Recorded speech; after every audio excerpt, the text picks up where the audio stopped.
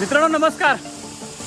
Ram Munde wild life world travelling and tourism या माझ्या YouTube चॅनलमध्ये तुम्हा सर्वांचं स्वागत. प्रचंड घाम आलेला आहे. त्याचं कारण आहे आम्ही एका कोंडीवरती आलो आहे. याला कोंड देखील म्हणतात. कोंड कशी आहे हे तुम्हाला दाखवतो. त्याच्या अगोदर हा जो पाठीमागे धबधबा पडतोय हा धबधबा आत्ता जानेवारी 27 जानेवारी आहे तरी हा कोसळतोय. हा पावसाळा नाही आहे. आता उन्हाळ्याची चाहूल लागायला लागली आहे आणि तरी धबधबा कोसळतोय. म्हणजे इथे एवढं पाणी आहे. ही कोंड कशी आहे मी तुम्हाला विस्तृतपणे या व्हिडिओच्या माध्यमातून दाखवतोय.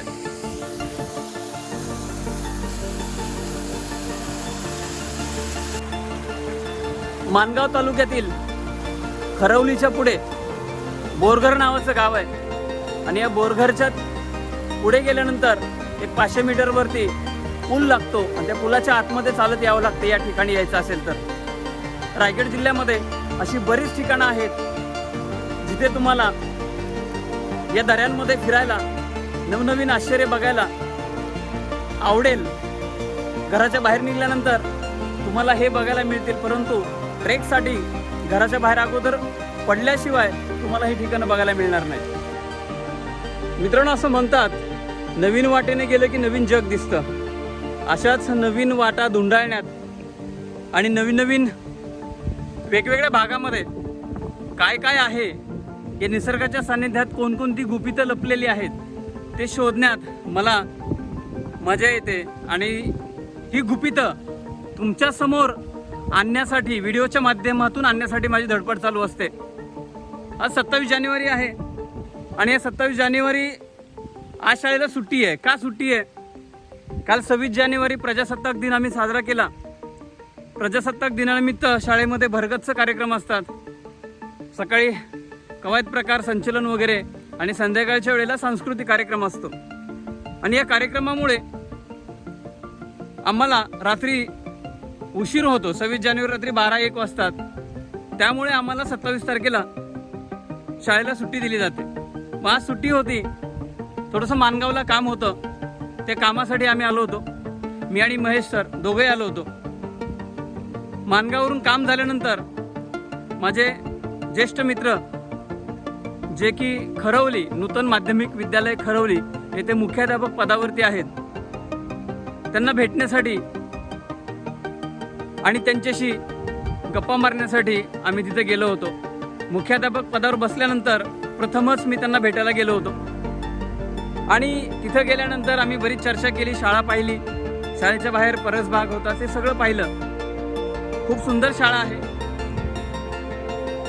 त्यांच्याशी चर्चा केली की आम्हाला असंच एक नवीन ठिकाण आहे कोंडी किंवा कोंड, आम्हाला तिथं जायचं आहे. सरांनी सांगितलं की सर आमच्या पण शाळेची सहल तिथे जाते. मग शाळेतील कला शिक्षक आणि माझे मित्र वडेकर सर यांना भेटलो. वडेकर सरांनी मला पत्ता दिला आणि याच्या अगोदर माझी आणि ढाकणे सरांची या विषयावरती चर्चा झाली होती.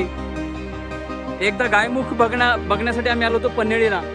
तिथून येत असताना त्यांनी मला सांगितलं सर इथे गाडी लावून आतमध्ये चालत गेल्यानंतर आपल्याला ती कोंड बघायला मिळते. मग त्यांना विचारल्यानंतर आम्ही थोडा नाश्ता वगैरे करून पुढे निघालो. पुढे बोरघर नावाचं गाव आहे आणि बोरघर नावाच्या गावाच्या पुढे अगदी 400 ते 500 मीटरवरती पूल लागतो.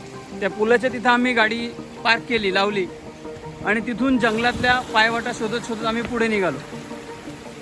बऱ्याच ठिकाणी आम्हाला पायवाटा इकडून तिकडे जात असताना चुकारा देत होत्या किंवा चुकवत होत्या. 1-2 ठिकाणी आम्ही अशा ठिकाणी गेलो की आम्हाला तिथे काही सुधरेना की आता कुठे जायचं. आम्हाला वाटलं की आता संपलाच आहे, याच्या पुढे पायवाट नाही आणि पुढे काहीच नाही. तिथे वापस जात असताना एक आपल्या आदिवासी भगिनी तिथे दिसल्या. त्या ताईंना विचारलं, ते म्हणले या साईडने जा, या रस्त्याने गेल्यानंतर तुम्हाला ती कोंड पाहायला मिळेल. मग पुढे आम्ही चालत आल्यानंतर जसं जसं पुढे निसर्गाच्या सान्निध्यात रस्त्याच्या छोट्या छोट्या रस्त्यामधनं पुढे येत होतो तसं ते प्रवाहाने येणारं पाणी आम्हाला दिसत होतं. निळशार पाणी. या भागामध्ये जास्त करून कोणी येत नाहीत पर्यटक वगैरे, कारण अनटचेबल एरिया हा पण विस्तृत जंगल आहे. आणि आम्हाला अगोदर सांगितलं होतं या जंगलामध्ये बिबट्याचा वावर जास्त आहे. सावकाश जा. हातामध्ये काठी घेतली महेश सरांनी आणि पुढे चालत होते. मी त्याच्या पाठीमागे चालत होतो. जसं जसं पुढे येत होतो तसं प्रवाह प्रवाह अधिकच छान दिसत होते.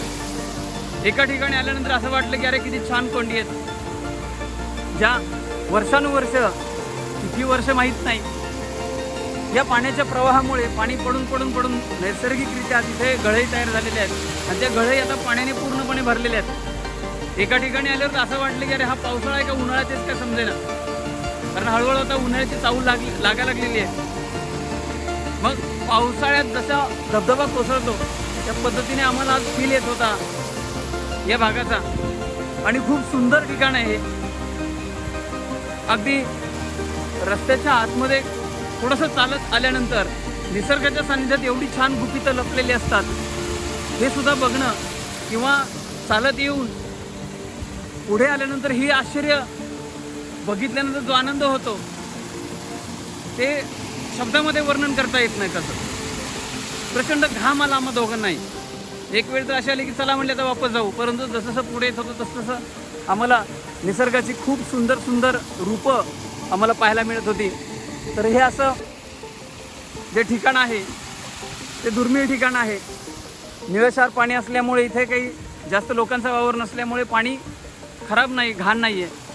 तर आज आपण या ठिकाणी आलो, तुम्हालाही व्हिडिओच्या माध्यमातून मी इथं घेऊन आलो. भेटूया पुन्हा एखाद्या अशाच व्हिडिओमध्ये.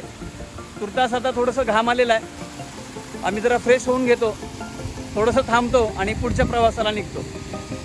Bye bye. हां.